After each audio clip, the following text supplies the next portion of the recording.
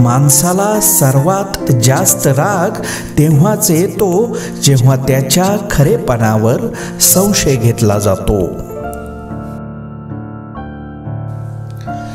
ज्या प्रकारे शेतात बी न पेरल्याने ती जागा गवताने भरली जाते, तसेच डोक्यात सकारात्मक विचार टाकले नाहीत तर ती जागा नकारात्मक विचार घेतात. डाव खेळता येणं सुद्धा गरजेचं आहे, कारण समोरचा चाली खेळत असतो आणि आपण नाती सांभाळत बसतो.